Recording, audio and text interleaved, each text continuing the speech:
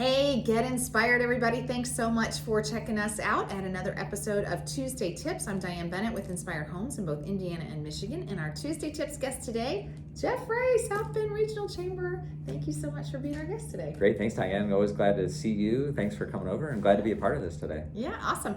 So our transition trends that we do for Inspired Homes has been studying how housing is critical infrastructure to the whole, society. So what does that statement mean to you? Housing is critical infrastructure. What does that mean, and does it really affect us here in the South Bend area? Yeah, it sure does. So when I think about our responsibility here, it really is to attract people and attract business here and stuff. So the housing is such a critical component of that. Sort of having the variety, I think, is really the critical piece of this. And so spend a lot of time in that space, hoping that we have entry-level homes, and we have mid-market homes, and we have apartments and condos, and you name it. We've got to have really the whole variety to attract people. And one thing we haven't done well for a long time is attract people. And we recognize that the housing, the quality of the housing, and sort of the amenities that are around it are such a critical piece to that, and so we're hopeful that we've had a slow period really for the last I'd say since about 2008 even. It's slow. I'm old enough to remember back in the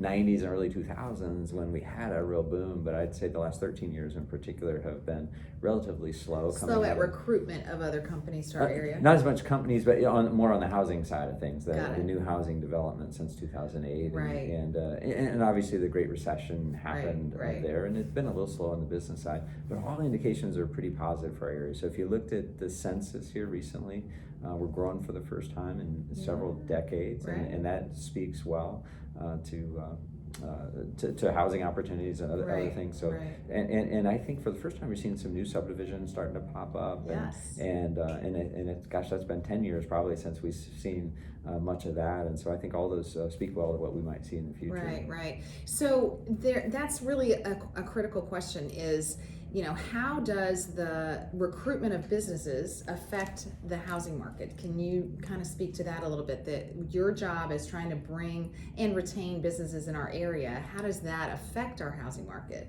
Yeah, so our success hopefully helps. If we're successful at bringing businesses here or bringing people here, it certainly helps influence what's happening in the housing market.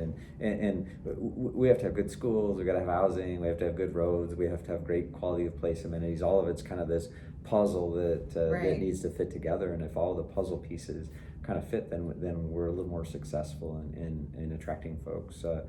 So far, our cost of living is a big sell piece. Our geography is a big sell here, and some great school corporations. Kind of a lot of focus on quality of place, and so that all is going to help. I think significantly, and folks take a pretty good look at those kind of things when they're here, and I think the quality of our housing stock tells them a lot about the community, and is a pretty big influential factor, I think, in people coming here. Sure.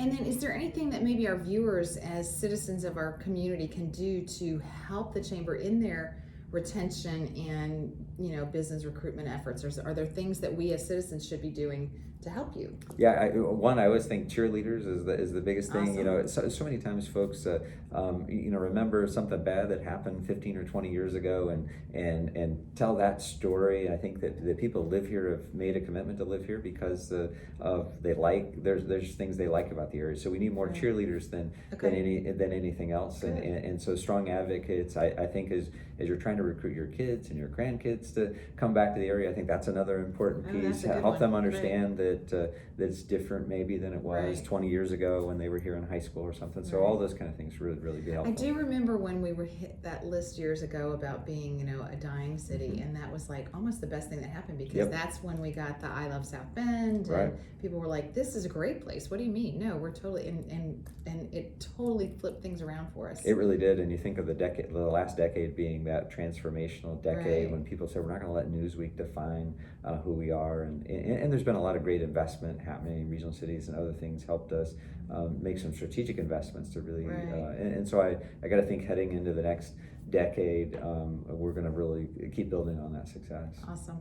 Well, thanks for being our guest today. Great. Viewers, thanks for watching Tuesday Tips and Transition Trends for Inspired Homes. Do remember to like, share, and comment. That's how you get your name entered into the drawing for Friday. So like, share, and comment before Thursday night so that you can be in the Friday drawing at 3 o'clock.